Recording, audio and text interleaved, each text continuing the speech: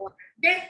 I think this week is pretty easy, but you will note that for week 2, there are 2 quizzes. So your week 2 or quiz 2 and quiz 3 in JetNet. So hopefully you guys all can see now your amateur modules are working, which is great. But fortunately, I will not make you do the timers one, so you all have a 10 out of 10. So you can start with the second one, which I think is inductors and capacitors. So just make sure to kind of do those whenever. A lot of people save those for the last minute, so I would highly advise not doing that because it is a significant portion of your grade.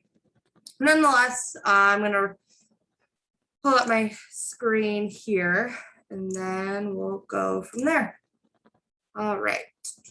So can you see my screen okay? It should say week. Yeah, I can see it. Perfect. Okay. So we're going to start there. If you have any questions, you can stop me at any time. And then I'll send this link too for those who watch the recording. But okay. So first a little bit, let's talk about math and trig, because it's relevant particularly to understanding alternating currents and direct currents. So I wanted to start here. So this is something called a sine wave or a wavelength, which I know in science, like a lot of times when we're talking about like hearing, I don't know if you ever took like an audiology class, but a lot of times we see graphs like this. So I'm just going to point out a few of the main features of a graph that looks like this, like a wave graph. So amplitude is just basically if you're looking at a graph, time is always on this x-axis, so we'll start there. But amplitude is basically the top of a peak to where your axis is, so where your time is. So from here to here, or from here to here, that's the amplitude. So it's just essentially the height of your wave. But just make sure that for amplitude, you start, we're kind of like, I guess, in the middle. You don't start here and measure that. Period is another important term to kind of grasp here, and that is just the top of a peak to the next peak, and it's measured in time. So period and wavelength is something that can oftentimes get mixed up. Wavelength is the length from one wave to the next. Period is the time it takes. The other thing here that's important to note is this idea of hertz, which kind of why I mentioned hearing for a second ago. Hertz is a measure of frequency, and you kind of probably have heard that before because we use hertz to say how loud something is. So for example, like me working in a safety background, like you have to wear earplugs when noise is 80 decibels or greater, and that all relates to hertz. But essentially what you need to know for this course is that this idea that 1 hertz essentially is just 1 cycle every second. So these two graphs on the right are just kind of showing hertz in a mathematical sense. So for example, let's say you have 1 cycle in 8 seconds. So you can see here that 1 cycle is from one point, a whole wave to the next. So this is 1 cycle that covered in red right here. This is 1 cycle, this is 1 cycle, so forth. This cycle is taking 8 seconds. So that means that you have 1/8 hertz. On the contrary, if you have a cycle that's in 4 seconds, like here, and you can see that the wavelengths, right, are thinner, which, we'll spin that later on too. But so 1 cycle in 4 seconds is 1/4 of hertz. So what both of these are kind of showing you is that 1 hertz just means you have 1 cycle every second, right? Because if we have 1 cycle in 8 seconds, we know it's 1/8 hertz. 1 cycle in 4 seconds, we know it's 1/4 hertz. That means if we have 1 cycle in 1 second, it just means 1 hertz. And that would be like a really quick cycle, right? Because that would just mean that if we had a 1 right here, it would mean that we had to go up, down, up, right? So that is essentially just, this is really the only thing you have to kind of know for this week in terms of, like, I guess the quiz, which I know this doesn't really relate to electricity, but I wanted to bring it up because of this is a quiz question, and I think it's important to kind of visualize it here. So kind of to see that what happens when you have a cycle in a given amount of time frame and how that relates to hertz. Okay, so moving on, the reason that I showed that and the reason that it's a quiz question is because when talking about direct current and alternating current, there is a significant distinction when we are graphing the electrical current over time. And the reason for that is because in direct current, which we know back to ELT 120, is when we have our current is flowing in a specific way, right? It's not going two directions, or it's not, bouncing between different directions. It's always going the same direction. It's directional flow. Whereas alternating current, right, is denoted by this squiggle sign, just remember from ELT 120, and that means that our current or our electrons are flowing, every which way. So looking at this graph here, I think this is really helpful, at least it was helpful for me, and it's a sense that when you graph direct current over time, so this right here is showing you that we're graphing electrical current over time, it's going to be represented by a line like this. And what's that telling you? It's just telling you that you are having continual current and your current is never fluctuating over time. On the contrary, also in this graph is showing alternating current. You can see that it's denoted by this wave, which this is called a sine wave, which if you relate that to your math courses, you're talking about sine and cosine, and they show the different wavelengths and different graphs. So that's kind of why for week one, you talk about those things. And that's because when we're talking about alternating current, we're representing it by a sine wave, it's called. And that's kind of why in later weeks, I imagine you'll get into like the mathematical reasoning behind why a sine wave and a cosine wave use certain values like pi and 90-degree angles. So, but for the electrical portion of this class, just, recognize the difference here. And it's the fact that alternating current, when you graph it over time, it's going to look like a sine wave. Direct current is going to be a straight line. And the reason for this, if you're wondering, is because for alternating currents, a sine wave is the most effective and the most efficient way to transfer energy. So our electrical current going in this pattern is the most effective way for it to function. So, okay. So kind of moving on a little bit. So, and this kind of goes back to ELT 120 a little bit, but alternating currents, just a couple of their uses, because I think it's beneficial to kind of touch on that again. So alternating current is what we typically use in modern day technology. It's kind of, the more applicable one, and that's partly and mostly, I guess, because of the fact that it's more variable in the flow, as you can see by looking at this, and you can see by looking at this. And it's also used in power distribution. So, which is modern day, that's how you're getting all your electricity to your house is alternating current. And that is because it can travel long distances with less power, and that basically makes it more cost efficient.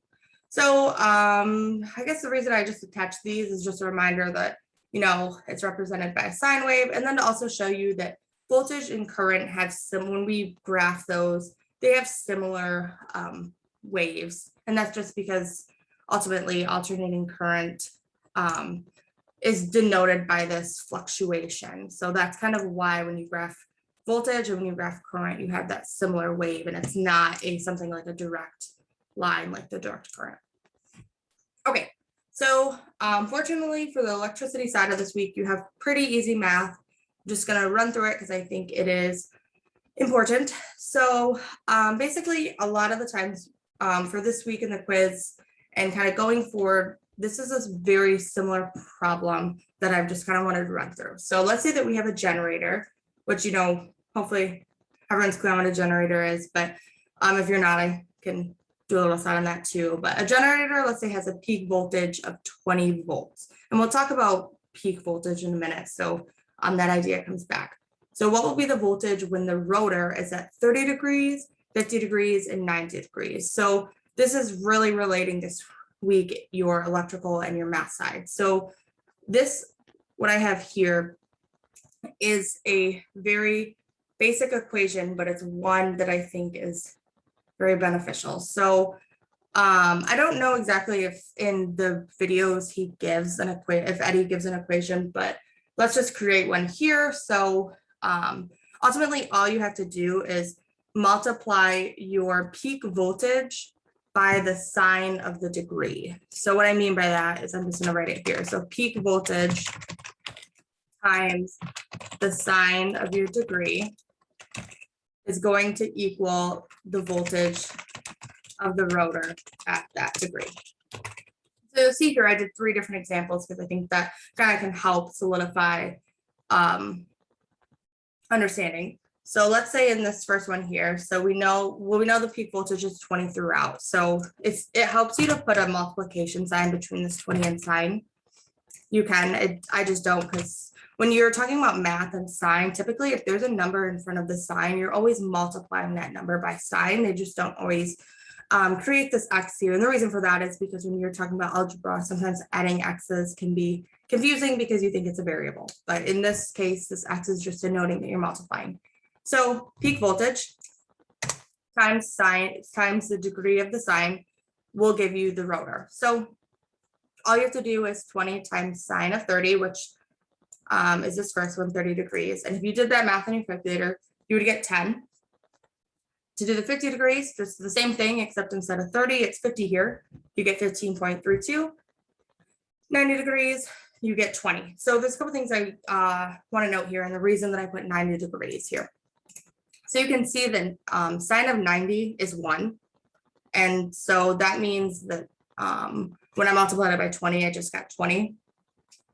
So you can also see here that by increasing that degree, we are increasing the voltage of the rotor. So I just think that's interesting. You know, you could graph this and see how over time changing your degree is going to change the voltage, but I just think that is interesting. Another thing I wanted to note, so when you have your calculator, I don't know what type of calculator you use, this is what I use, you have to make sure that your mode is in degree mode.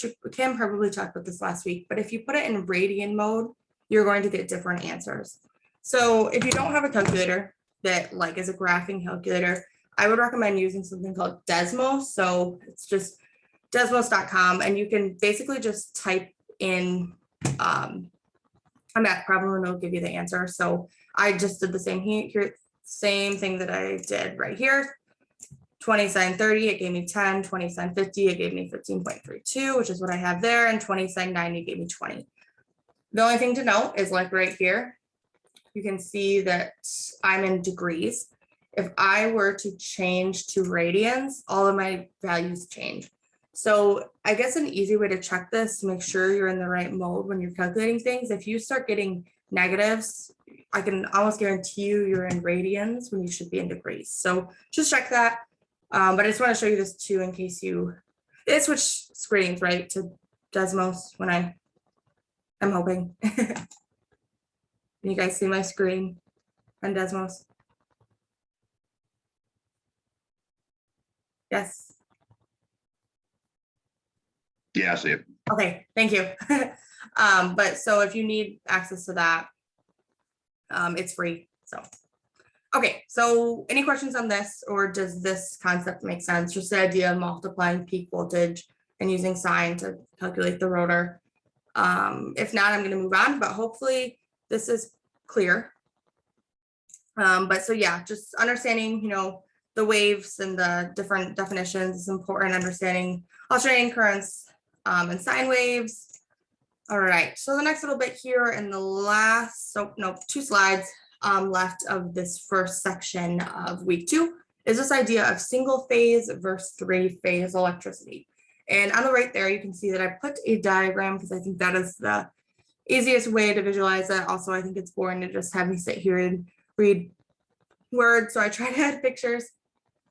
But basically, you know, even if you didn't know anything about 3-phase and single phase, you could easily tell which is which, right? Single phase is 3 different waves, and single phase has 1 different wave, and then the 3-phase obviously has 3 different lines, which are denoted by the 3 different colors there.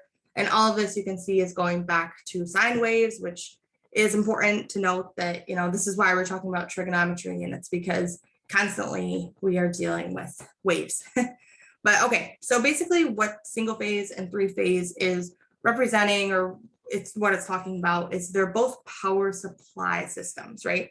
So single phase, and this is important to note, so single phase is something that we use when we are dealing with homes and residential areas. 3-phase is something that we're going to use when we're working with factories and buildings. And the reason for that is because phase refers to the distribution of power load between wires. So obviously a single phase is going to have a single wire, and then a three phase is going to have three wires, but it actually has three hot wires, it's called, and then one like grounding wire. But essentially, the reason that I'm talking about all this and the reason it's important to know, and it's a fact that three phase is used in things like factories and buildings because they have more power load and more heavy equipment and machinery that they're running. So they need something that can distribute power loads better and more effectively and give bigger loads. So that is why three phase is used. And it makes sense because like in homes and residentials, we use single phase, and that's because things like a microwave obviously don't take as much power to run as something like a CNC machine, right, at a factory. So that's just a main difference there. But if you're ever confused about, or you forget, a single factory or home, just remember that, single obviously is smaller, right? So that's something we're going to use in homes. Three phase is something that, is bigger in the sense that we have three wires. And so that's why we use it in things like factories, because we ultimately need more energy. So just one quick little note here. So I kind of already mentioned it, but a single phase is just when you have one wire and one conductor regulating and distributing the power load, or ultimately just managing the load, right? And then a three phase is when you have the three wires. Okay, so the last little bit that I wanted to talk about here, going back to at least the last little bit, we're just going to deal with the waves, is this idea of peak voltage and RMS voltage. So RMS voltage, I believe, stands for square root mean voltage, which is a complicated term, which is why I kind of have this graph here just so you can visualize it. So ultimately what I believe essentially all you really need to know about it for now is that it's just trying to measure like the average wave voltage. And so the peak, obviously, anytime you see the word peak, you think that's the highest, right? So the reason we're talking about it is there's a relationship between the peak voltage and the RMS voltage, and it's shown right here. So the peak voltage is from the bottom of this x-axis all the way to the peak.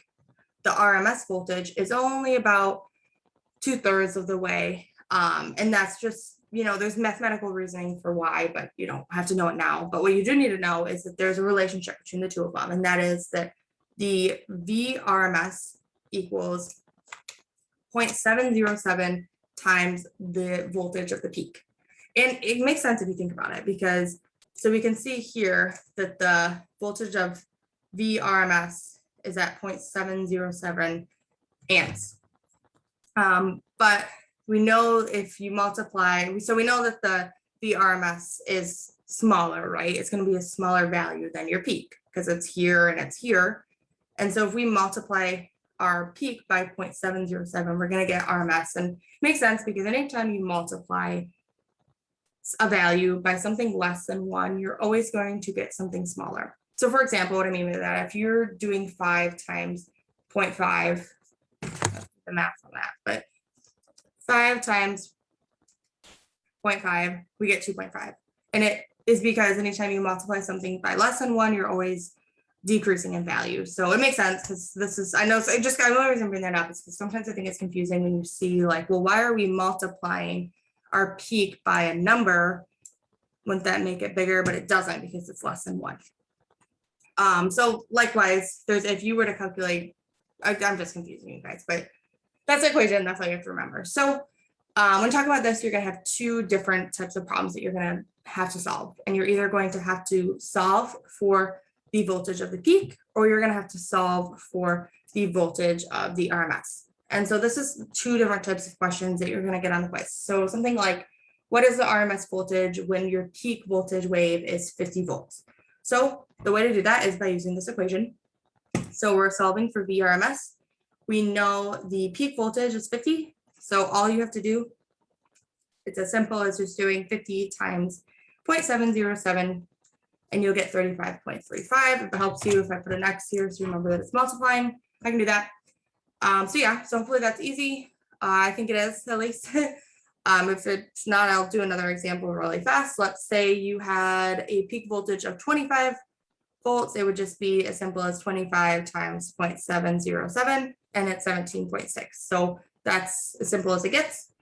So on the contrary, this one's a little bit more challenging. So if you have a peak voltage, what is a peak voltage when your RMS voltage is 100 volts? So in this example, we're not given V peak, we're given V RMS. So we have 100, and I'm just going to write it out here because that's our V RMS, equals 0.707 times V peak. V peak is what we don't know, right? We don't know the peak voltage. So for this example, instead of multiplying by 0.707, we are going to divide, because that's how we get V peak alone, right? So I'm going to do 100 divided by 0.707, and that gives me 141.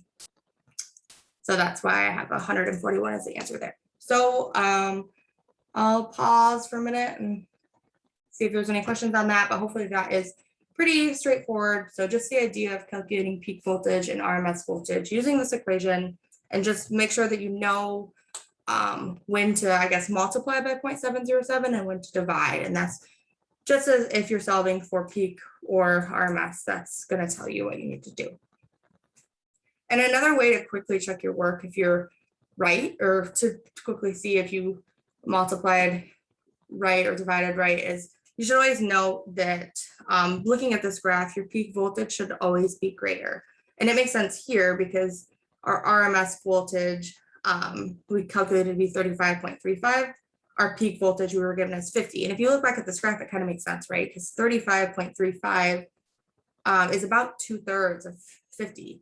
And that's about where these are, right? So you can kind of like estimate it there. And likewise, in this example, when we're calculating peak voltage, we got an answer 141 that is greater than 100. And that makes sense because looking at here again, our voltage of the peak is always higher than our RMS voltage. Okay, so hopefully that makes sense. Pretty straightforward. Last little bit here. So the second quiz and the second half of the videos deals with this idea of capacitance. I'm just going to quickly kind of run through that, but if you have any other questions after this, I'd be more than happy to answer those too. So start off, what is capacitance? So it's, first of all, measured in farads, it's called. I have no idea if I'm pronouncing that right. Normally I just read it in a textbook. So it's just the unit, it's an SI unit that is used to denote how capacitance, so just like velocity is used to denote speed. And then I have it here just if you're curious. So farads is just derived from seconds over ohms. So that's kind of how I guess it relates. When you see ohms, I think of electricity, right? So you don't need to know that though. But okay, ultimately, so a capacitance is just a property of a conductor. And so you probably remember from ELT 120, conductor is just a material that allows the flow of charge. So I think this is a great kind of picture here. And all this is showing you is that copper is a great conductor because it allows electricity to flow. And that is showing that by, if that penny was not there and those wires were just in air, our electricity would stop flowing, right? Because electrons can't just flow through air. But because this penny is here, those electrons are able to, the copper wires, since both sides of those copper wires are touching the copper penny, we don't have a disruption in our flow. So, and that's all because our conductor is a good conductor. So metals are typically good conductors. If this were something, instead of a penny, if they put something like a cotton ball there, which is a poor conductor, it's a good insulator. But if we put something like a cotton ball there and then put those two sides of the metals together, we wouldn't have electricity flowing anymore. And that's because of the fact that this idea of insulators and conductors. So just kind of a quick rundown, but hopefully you guys all remember that from ELT 120. So basically it's just a property of a conductor. That's what capacitance is. And it's essentially how well the conductor stores an electric charge. And we'll talk more about that in a little bit. But for now, something that's important to note here is that ultimately, when we're talking about electricity and capacitance, the reason we're talking about it is because there's something called a capacitor, which probably makes sense in a minute here, which ultimately what a capacitor does is it provides capacitance by providing a place for storing energy between two conducting bodies. So I'm going to back up a little bit and explain that better. But basically what that means is, so a capacitor is something where we're storing energy. And it makes sense when we think about it because we know that capacitance is how well a conductor can store energy. So if we want to do that, we're going to add a capacitor. So basically, I'm going to run through a video and kind of show that, because I think the best way to explain that is a video, because it's kind of difficult to explain. But the only other thing I want to note here, and the thing to remember for this week, is the idea that the bigger the area of a capacitor, the greater its capacitance is. And I'll pause in the video I'm about to show you in a minute to show you why, but I just think that is an important note to note now. But note that I said area and I did not say thickness or thinness of the wire. So I added this here because I think it's crucial to talk about. So this is a question exactly from the quiz, and it says, true or false, in a circuit with a capacitor, current will keep running after the capacitor fully charges? And the answer is false, but I don't like that answer. And it's because that is not clear enough. It's not descriptive enough. So current isn't always going to, it only will run if you have like full capacity, or you're running in an ideal situation, it would run. But in the real world, you know, electricity and storing energy, we're always going to have a few electrons flow through. So, but the answer is false there, but I'm probably confusing you. So I'm just going to show you this video and then hopefully it'll make more sense. But this is just an example of what a capacitor looks like. So again, main thing to remember here is that a capacitor is just providing capacitance by, it just provides a place for storing energy. So this here is storing energy, and I'm gonna play this video and then hopefully everything will make way more sense, but let's go here. Okay, did this YouTube video pull up? Can you guys see the YouTube video? Try online work and project I can see it. Okay, perfect. calendars. Unlike traditional calendars, right? So I hope it's not too loud for you guys.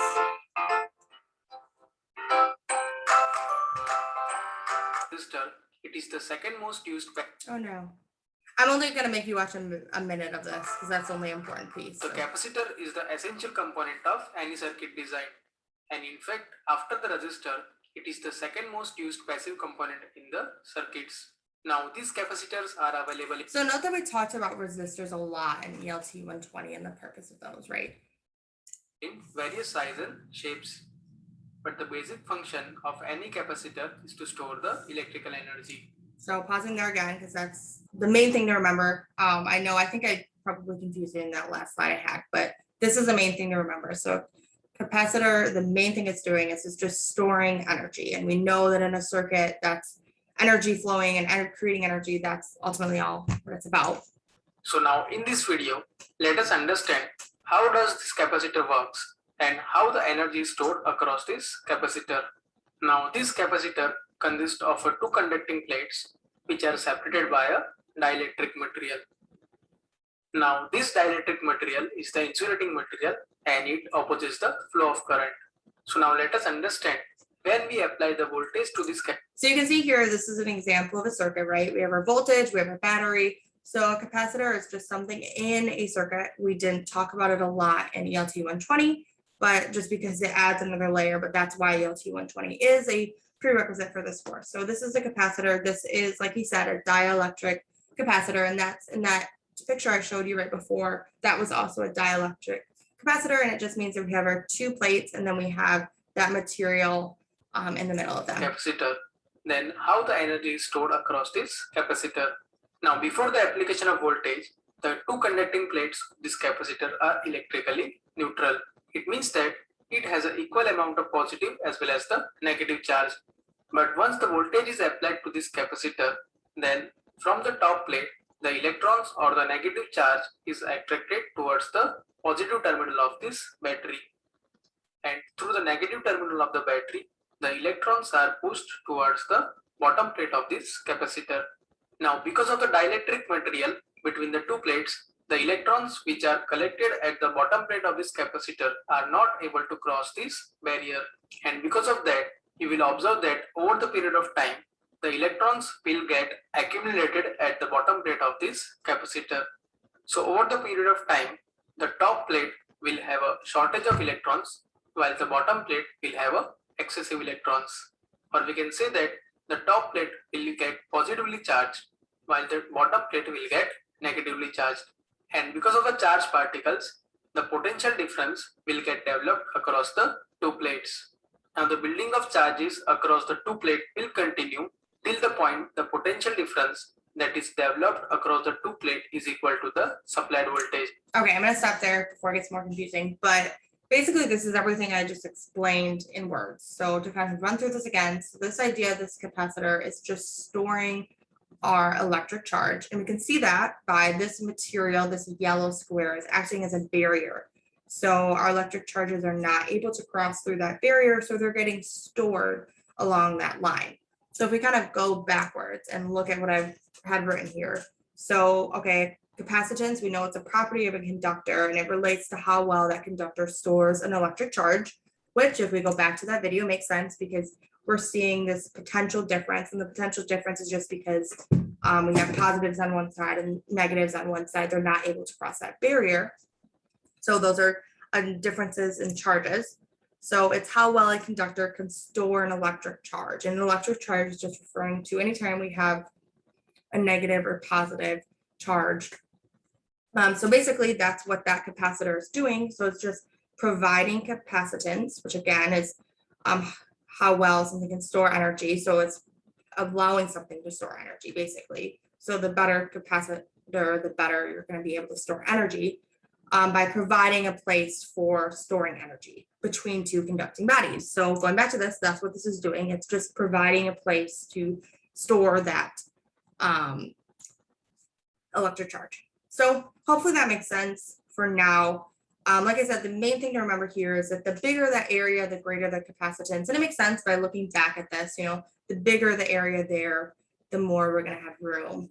The only thing to note here that I want to talk about, and it's the idea that the size or the thickness, I think I have it written here, no, I don't, but the thickness and thinness of that does not matter. So, and that's ultimately just because when we're talking about like the actual like thickness of those plates, more thickness is just going to create like more space for air and other impurities, I guess. So just kind of note that the thinner you have, the better.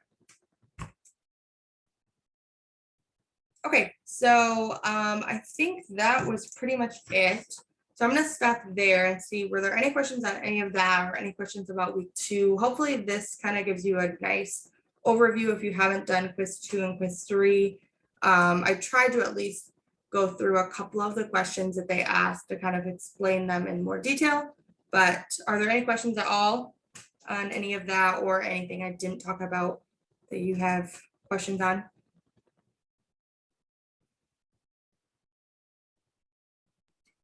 I don't have any. Nothing? Okay, well, if you guys have no questions, feel free to go. I will post this. I'll send you guys the link either tonight or tomorrow, but I'll see you next week. And then if you have any questions between now and next week, feel free to email me. And yeah, have a great rest of your week and a great weekend. You too, thanks. Thanks.